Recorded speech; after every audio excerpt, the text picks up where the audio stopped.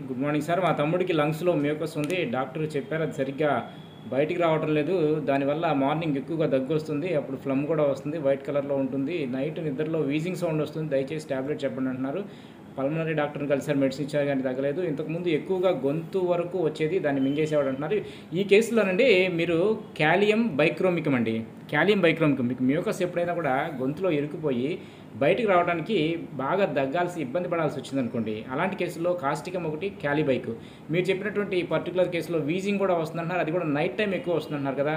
అందుకని మీరు క్యాలిబైక్ 200 పొటెన్సీలో ఒక 2 మాత్రలు వేస్తే మీకు 100% కూడా దగ్గనేది తగ్గి తీరుతుందండి.